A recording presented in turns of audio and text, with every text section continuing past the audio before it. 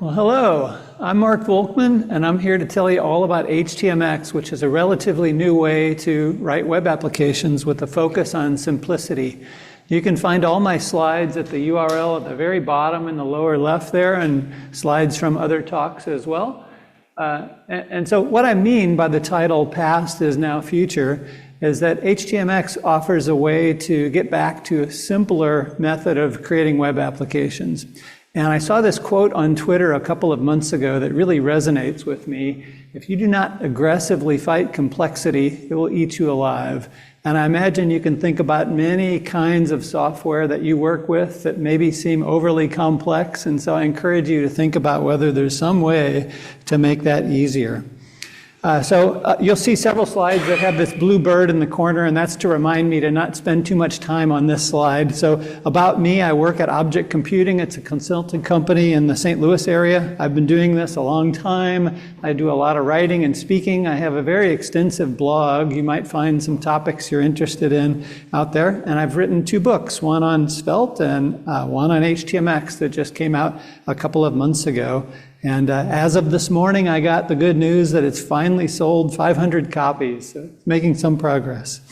So I want to start with some kind of boring terminology, but important to understand. And so Hypermedia is just a data format that describes not only some content, but how you can branch from one document to another, like HTML. So HTML is one kind of hypermedia. A hypermedia control is something embedded in that document that describes some kind of server interaction. And in the case of HTML, all we have are anchor tags and form elements, but you could imagine wanting other elements to behave that way. And you'll see coming up that Htmx enables that. A hypermedia client is just a piece of software that understands a particular kind of hypermedia and can render it for you, like web browsers rendering HTML. But for other kinds of hypermedia, you might need different kind of software to be the client. HATOS is an acronym that stands for Hypermedia is the Engine of Application State. And the point in HATOS is that everything a user can do is described by hypermedia controls. There is nothing else. You don't write special software to do something extra. It's all described in the hypermedia with the hypermedia controls. And then a hypermedia-driven application is just one that uses HATOS. So what's REST? So this is maybe a little bit controversial, the next couple of slides here, but Roy Fielding back in the year 2000 wrote a PhD dissertation where he described REST. And so he said software architecture is RESTful if it follows a client-server model. So clients send requests to servers, servers send back responses. It's stateless. The servers don't hold on to any data. Every request is starting fresh. You can cache responses. That could happen in the server or on the client so that it doesn't have to repeat work that it's done in the past. And it supports a uniform interface where that means every request identifies a resource, like good URLs that you see in a lot of applications. Resources get manipulated through their representations, which may be JSON data or some way of describing that resource. Messages are self-descriptive, so it's human readable. You can tell from looking at the message what it's trying to accomplish and what are the possibilities to execute after that. And finally, it uses HATOS. So this is all from Roy Fielding's PhD dissertation, who came up with the term REST. So what about JSON-based APIs that you probably use today? Well, those are not REST, because JSON is not a hypermedia format. And how do we know it's not? Well, browsers, they know how to parse JSON, but they don't know what to do with it. You've got to write some client-side code to do something with the data. They don't even know how to render JSON except in some sort of tree structure that wouldn't be useful to a user.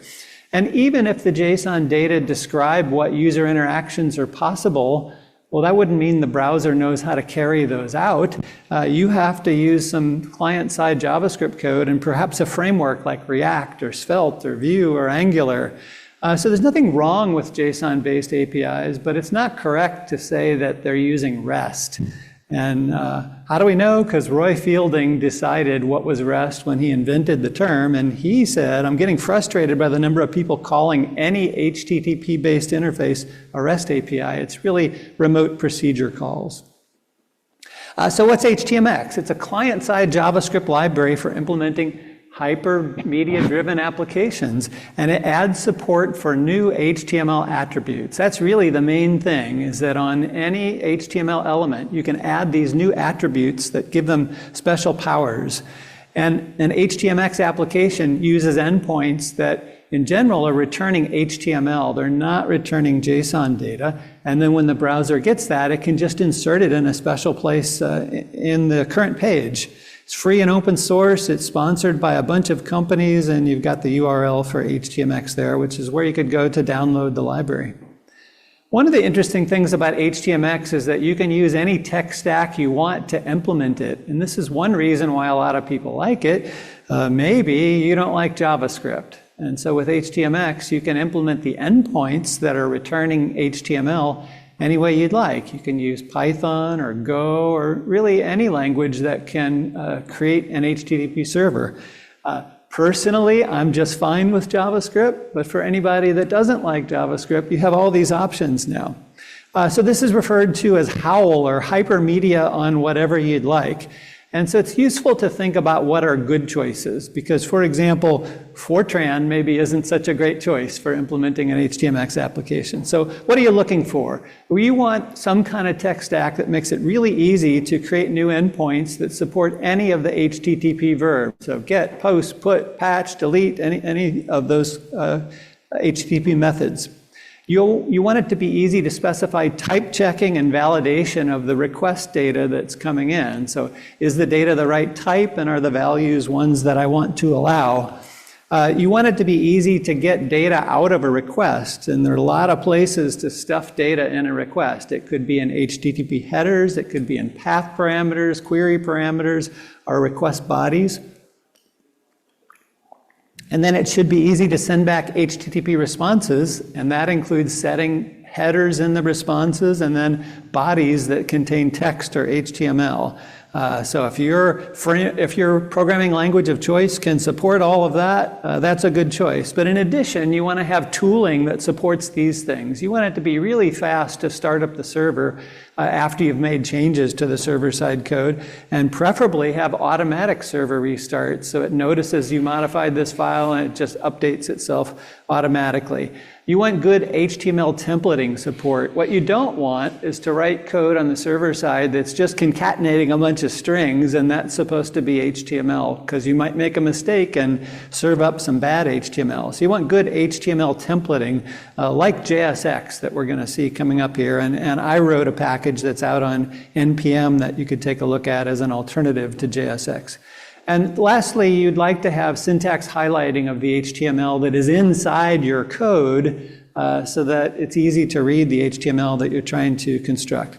So let's walk through an example. And of course, to do this, I have to pick a tech stack, and it might not be the one that you would prefer, and that's fine. I encourage you to think about that list of characteristics, and if it matches your programming language, that's just fine, and you can do all the things I'm going to show today with any kind of tech stack. But what I'm showing here is to use Bun, which is an alternative to Node.js, and I'm using TypeScript as the programming language, and I'm using Hono as my library that would be like an alternative to Express, if you're familiar with that in the Node world. And so I've got a bunch of steps here that you go through to get all of this set up, and you can grab the slides and read this later. This part isn't so important. But once you've got everything set up, then you just need these 3 files.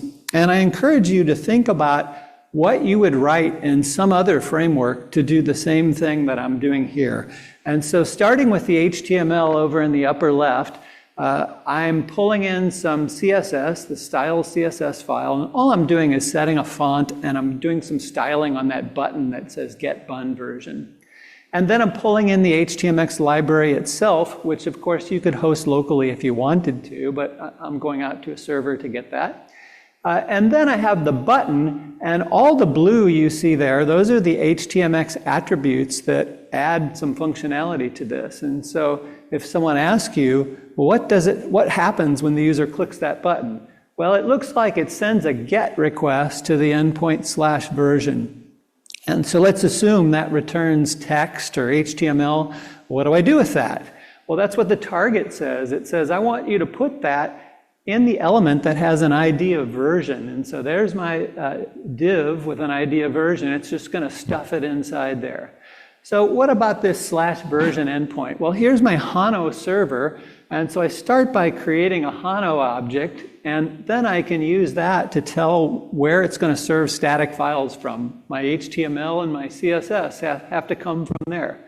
And then I've got the get endpoint for /version. This is past a context object, and I'll talk more about that in just a bit.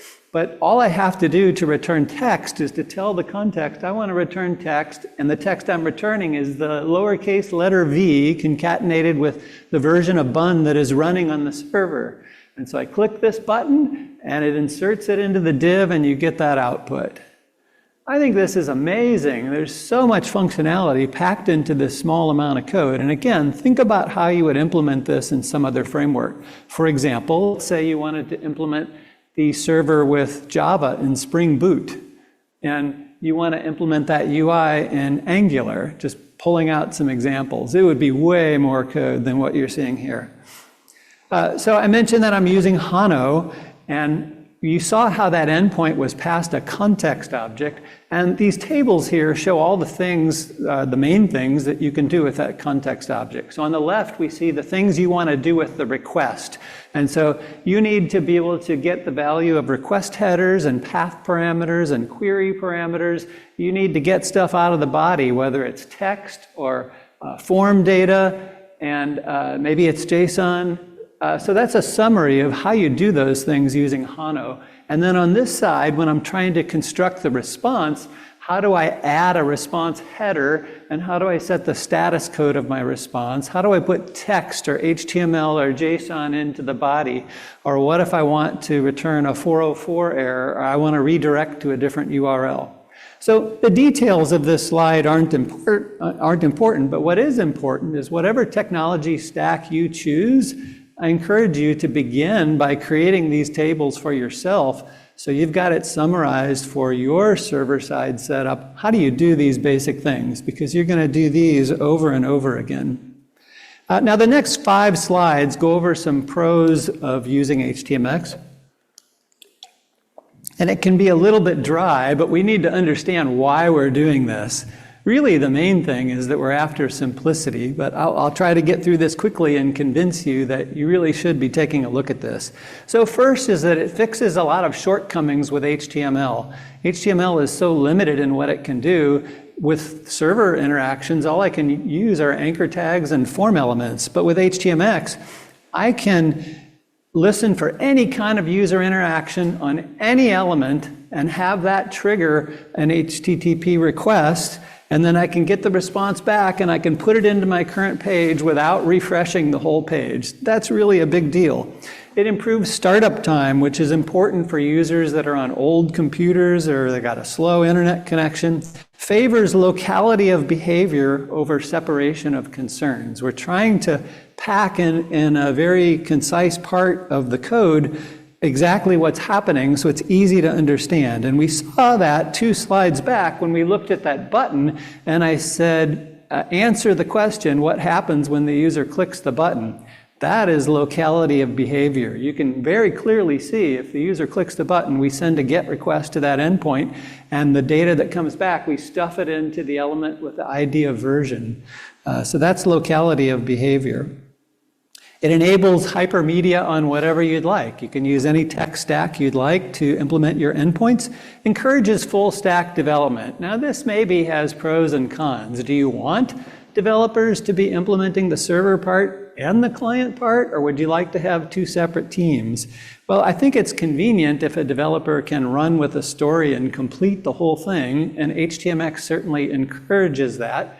But it does mean that a developer creating an endpoint, they have to know about HTML, and they probably should know about CSS so that the UI ends up looking good. But they don't necessarily have to know JavaScript. You could choose another language like Go or Python or something else.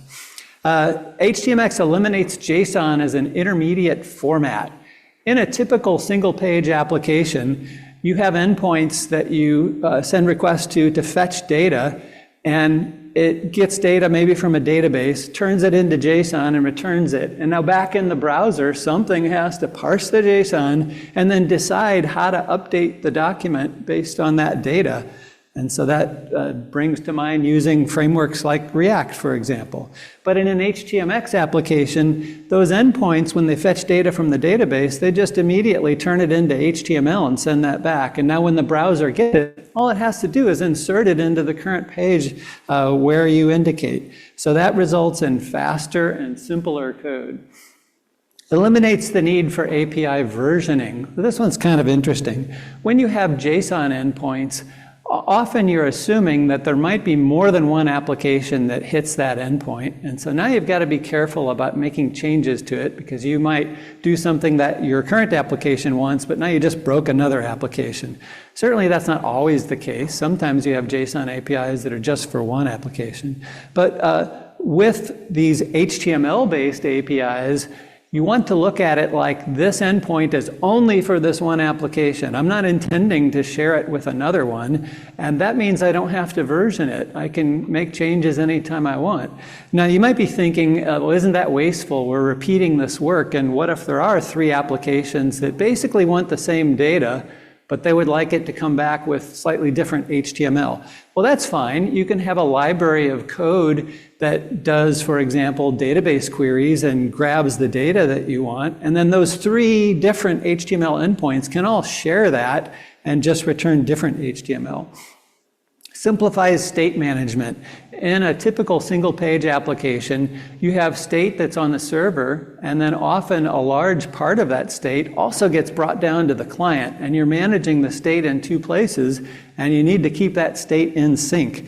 Well, that concern mostly goes away when you're using HTMX because you want, in that case, all the state to remain on the server, and what you're coming back with is not really state, it's an HTML representation of that state that you're inserting into the page. And so state management gets easier with HTMX.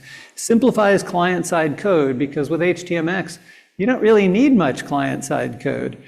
You're specifying everything you want just with these special attributes and inserting HTML into the page, and the elements that you're inserting likely have their own HTMX attributes saying what happens when the user interacts with those. And so you have fewer client-side dependencies because you don't really have much code that you're writing on the client side. Most of the client-side interactions are handled by the HTMX library itself. Of course, there are some cons in using HTMX, and one of them is that it's really a new way of thinking about writing a web application, thinking that you have all these interactions that trigger HTTP requests. Now, you might be thinking, this seems really bad for performance if everything the user does means that I have to send an HTTP request to the server and get something back, and I'm always updating my page. Aren't there things that the user does that don't require this round trip to the server? Well, certainly there are. And so what are other libraries that you could use that handle client-side interactions very well. And one that I'll show you toward the end of the talk is called Alpine. And so it's very common to combine HTMX and Alpine. So I've got HTMX for all the things that really require me to go to the server, because maybe I've got to interact with a database, versus things that can just stay on the client, and I'll use Alpine for that. Interestingly, as you'll see later, Alpine also adds attributes to HTML, and so it works very similarly to HTMX. There are kinds of apps that just aren't appropriate for HTMX, and you should use another framework. And there are 2 examples I have here on that. One is that if something needs to happen every time the user drags the mouse around, that's not good. You can't be firing off an HTTP request for every mouse movement. So something like Google Maps might be a bad fit for HTMX. Also, if every time the user changes something in one part of the UI, that triggers a flood of other changes all over, like a formula in a spreadsheet. I I change a piece of data and that I've got many formulas that use that piece of data and the whole spreadsheet's updating. That maybe isn't so great for HTMX. So it's not like it wouldn't work with HTMX, it just wouldn't perform very well. And lastly, it can be hard to find examples that show how to do what you want to do. And that's because of that howl thing that I mentioned. If everybody's picking a different tech stack, and now you want to know how to do this thing, well, can you find somebody who did that using your tech stack? If not, maybe you could find it with a different tech stack and try to interpret it to how it needs to be for your stack. So that's certainly one of the challenges. And so the more common tech stack you choose, the more likely you'll be able to find the examples that you're looking for. I don't want to spend a lot of time talking about the history of HTMX, but the basics are that it was created by Carson Gross, who's a computer science instructor at Montana State University, and he's still maintaining it. There was another framework before HTMX called Intercooler, and HTMX is like the next version of that. And so you could say HTMX is relatively new, but really it builds on all the work that he did on Intercooler that started in 2013. Yeah, I'll skip the rest of that. And just a quick review of HTTP verbs. Most of you probably know all of this, but in general, a POST request is used to create a new thing over on the server. Or if something really isn't a CRUD operation, you generally use POST for that. A GET is for reading data. A PUT is for updating all of the data for the resource. You've got to supply every bit of it. Unlike a patch where I could say, I'm going to give you just a little bit of the data I want to change, so keep the rest of it, but just make these specific changes. And then there's delete requests. So that handles all the CRUD operations. All right, this slide is a very important one because it really summarizes all the things you think about for every HTMX interaction you do. And so the first is, what is it that the user does that triggers this element to do something? And so that's the HX trigger. And you never have to specify it because every HTML element has a default. If it's a form element, then it's triggered when the form is submitted. If it's an input or a text area or select, it's when its value changes. And for everything else, it's when the user clicks it. So that might not be the trigger that you want, and so you could specify a different one, and we'll see some examples of those coming up. So that's what does the user have to do to trigger this. Next is, what do I do when the user triggers it? Well, I want to send an HTTP request. So what kind is it? Is it a GET or a POST or a PUT or a patch or a delete? And what is the path that I'm sending it to? The third is, when this data comes back, where am I putting it? What's the target of that? And specifying a target isn't enough. I have to also tell it exactly how does it get inserted relative to that target. And that one is so interesting that it has its own slide. So this is just the HX swap part. So let's assume in this sample HTML that my target is the unordered list. And I've got some content before it and after it. If I don't specify an HX swap, then it defaults to inner HTML, which means I keep the unordered list, but I give it new content. So hopefully there's new list items coming back from the server. But I also could set HX swap to outer HTML, so I want to replace the whole unordered list. Or I could insert that content coming back before the beginning of the UL, after the beginning, before the end, after the end. And then two more, what if the data coming back, I don't want to do anything with it, or maybe there is no data coming back. One of my options is to say, I want to delete the target, so the UL just goes away and I don't replace it with anything. And finally, none means I don't want to make any changes to the UI. The only reason I sent this request is for some kind of side effect that happened on the server. So that's not common, but these are all the options. And again, inner HTML is the default. Now, when I send the request, the most common case is that I get back HTML and I'm going to insert it somewhere. But there are two other options.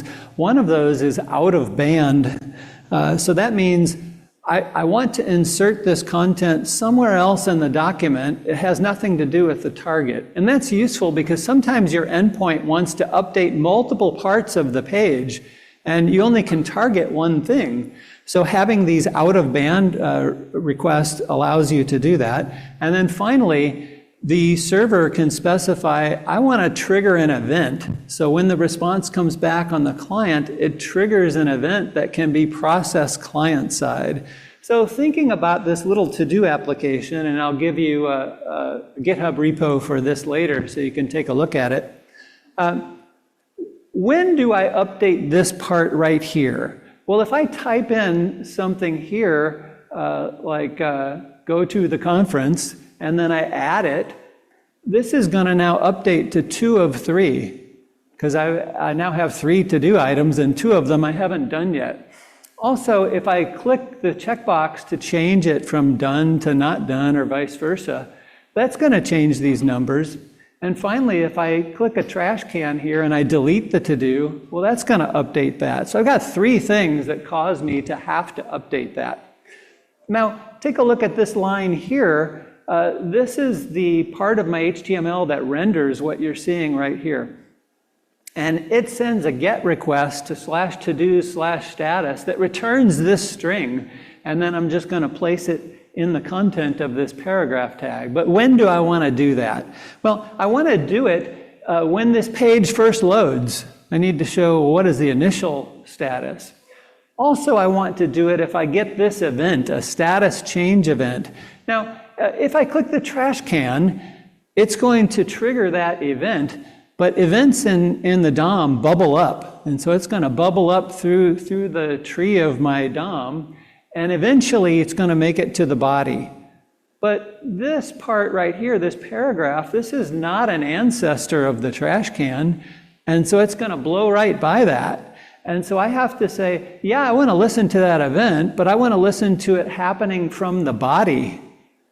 Okay, and all of these things that cause me to have to update this, they're going to eventually make it to the body. I'll catch that, and then I'll send a new GET request to that URL, and I'll update this. Okay, so 3 ways that I can specify how I want to update the page.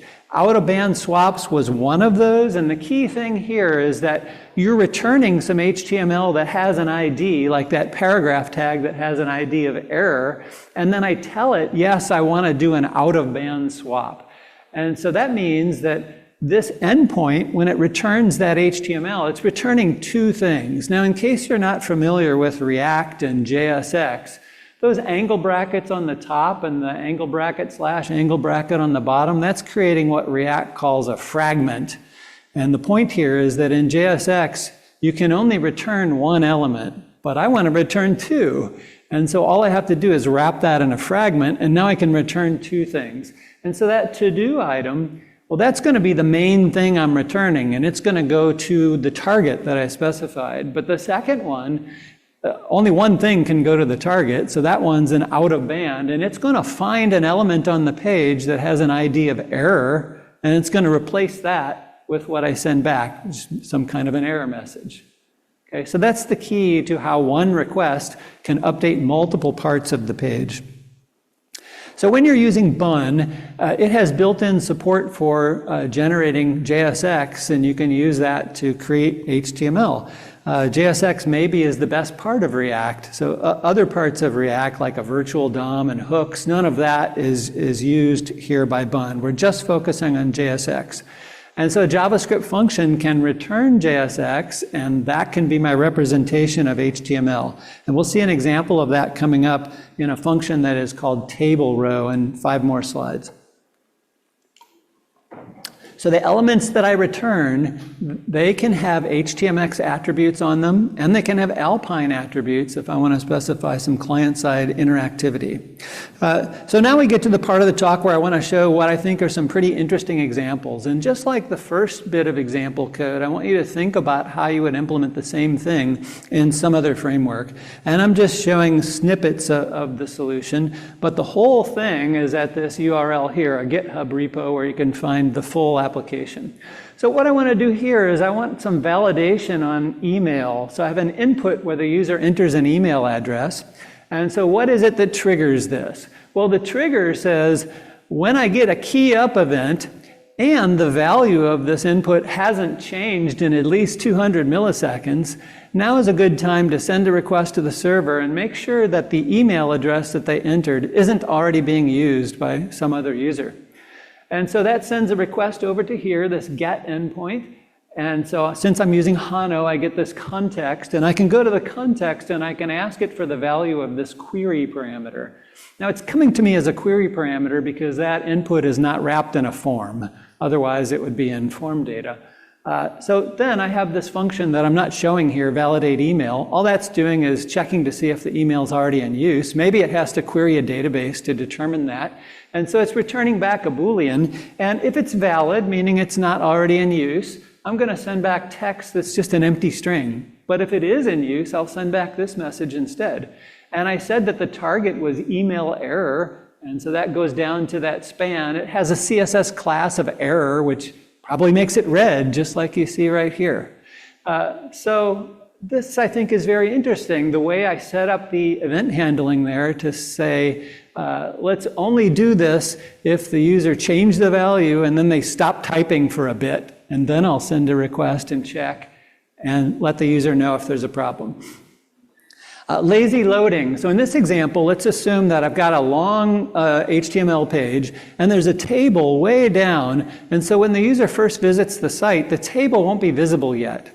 And I don't know if they're going to scroll down and see this table, but I don't want to do the work to fetch the data for the table if the user isn't even going to look at it.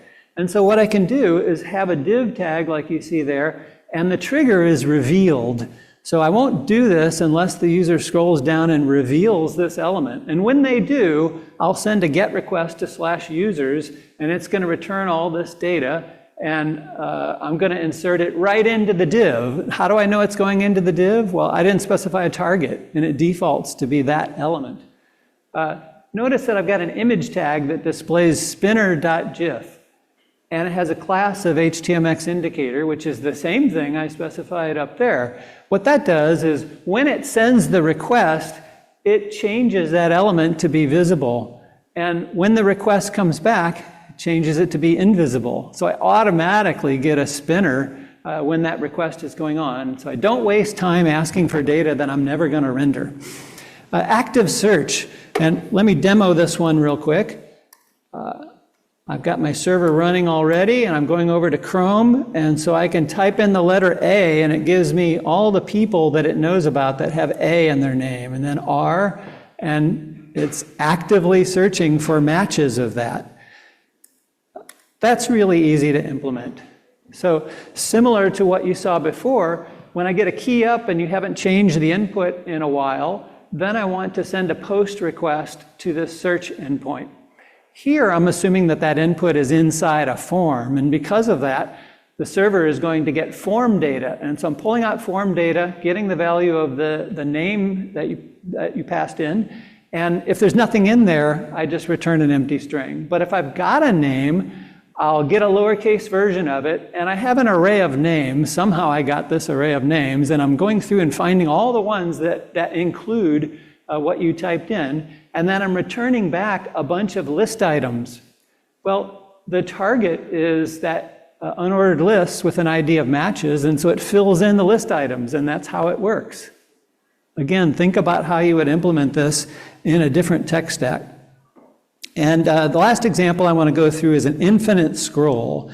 And so here, I've got a table, and the rows of the table have the ID and the name and an image of a Pokemon character. And there are a lot of them. And I don't want to grab all of them and get this whole table. So what I want to do instead is just give you the first 10, because I don't know if you're going to scroll through this table. But if you do, then I'll get 10 more. And if you scroll through those, I'll get 10 more. And I'll keep doing this, an infinite scroll. So my table has the headings that you see there, but there's no other rows besides the headings. And when the page loads, then I send a GET request to this endpoint, which is going to return a bunch of table rows that are created by that function table row, which we'll see on the very next slide. So this endpoint checks to see if you passed me a page number. You've got to do that, otherwise I throw an error. And then I compute the offset to figure out, if you ask for row 2, then that's going to give me an offset of 11. And I need to pass that to this Pokemon endpoint that returns the data for me. This is not something I created. This is a public available endpoint that you can get Pokemon data from. And so I send a request to that endpoint. I get the results. I send back HTML that if I just loop through all those Pokemon and then create the table row for each one. But there's a really critical point here, and that is that I need to know if the row is the last one. And so I can determine that by seeing if the index is the same as the number of rows per page, which I've set to 10. And I tell it when I send the request that I only want 10 back. So I generate 9 table rows where that's false, and then the last one will have it set to true. And what does that do? Well, I'm passing in is last, and I use that to determine what are the attributes I'm going to add to my table row. And those are the same attributes that we saw on the table earlier. When a row is revealed, then I want to send a new request to get the next page, and it's going to insert that after the end of all of this data. And so I grab the URL, and I know from looking at the URLs that if I just grab the 7th part, that's going to be the ID of this Pokemon character, and I need that to construct this URL for getting the image, and then I can return an image tag using that. So I get back my 10 rows, but only the last one is going to have these attributes. And so let me demonstrate this one really quickly. Go to here, and I'm going to kill this server and go up here and start this server. Okay, and go back to here, and I want to pull up my network tab so I can see what's going on here. Let's make this just a little bit smaller. Okay, and I'm going to refresh this, and I see that I had a request here for page 1 down at the bottom there.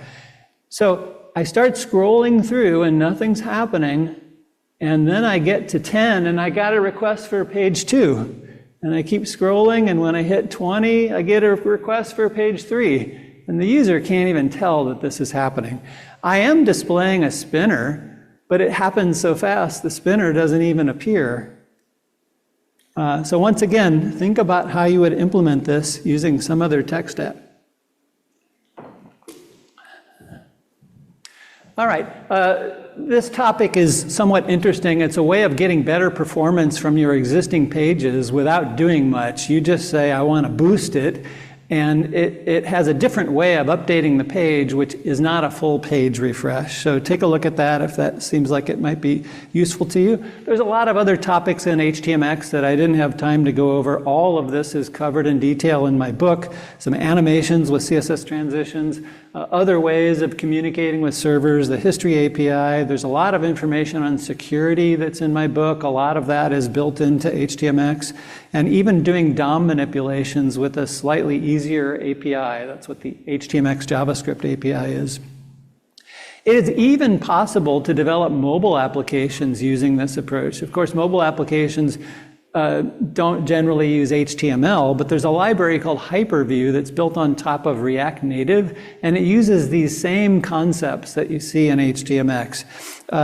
I don't necessarily want to recommend this because, as you might guess, there's not a lot of people using this, but it's interesting and maybe it'll become somewhat popular at some point. One thing I do recommend, though, is using Alpine. And as I said, this is a way that you can add some client-side interactivity, and you can mix this with HTMX. So this is a very basic example, but I think it shows off how powerful it can be. Normally, you would think that if you want to have some client-side state, certainly you need to use a library like React or Angular or something, but that's not really the case. So here with Alpine, I can add that xData attribute on any element, and then I can specify, well, what is the state that I care about here? And I only care about a count, and its initial value is 0. And then I have a button, and I want that button to be disabled if the count is 0, or heaven forbid, less than 0. So that tells me when it should be disabled with the xBind attribute. And then I have some event handling. If the user clicks on this button, what do I want to do? Well, I want to subtract 1 from the count. And what if they click the plus button? I want to add 1 to the count. And then in the middle, that x text, it's just displaying the current value of the count. And that's it. I click away on the buttons and the count updates, and wow, I had to do almost nothing except for pull in the Alpine library, which is very small, just like HTMX, and just adds special attributes to HTML that do these powerful things. So I have a blog page on Alpine, and of course Alpine is covered in my HTMX book. So earlier I talked about this, and at this point we've seen some interesting examples, but it might not be clear to you how you would write a full application using this, because we just saw very simple examples. So I encourage you to take a look at this GitHub repo that implements the full to-do app and has all the endpoints. It even uses a SQLite database to persist all of the data. Bun has direct support for SQLite built in, and so it was really easy to create this application. But I think this would be a good starting point for you if you want to consider creating a full application using HTMX. There's the HTMX homepage. My blog page on HTMX was the precursor to writing the book, and so a lot of the information in the book is also found there. All of my example code is at that URL in one repo. There's a Discord server for discussing HTMX. The Hypermedia Systems book that was written by Carson Gross comes in two forms. There's a hardback and a soft cover, which have different covers on them. And then, of course, there's my book. So to wrap things up, HTMX gives us a new way to implement web applications that has a whole lot of benefits. Your HTML becomes way more expressive, your code will be easier to understand, and you'll write less code. You don't have to worry so much about state management. In general, all the state's going to stay on the server. You can implement the server with any programming language you'd like, and you'll have faster app startup because you're not downloading as much client-side JavaScript code. And the client interactions will be faster because you're not dealing with JSON generation and then having to parse that on the client. It just goes straight to HTML and inserted into the document. So some to-dos for you. If you're interested in an ebook version of my book, you can get 40% off if you use that code at the Pragmatic Bookshelf website. And please give me feedback on the session. And I think I've got a few minutes left here for questions if you've got any. So I'll open it up for that right now. Anybody have a question? All right. Well, enjoy the rest of the talks today, and thanks for attending.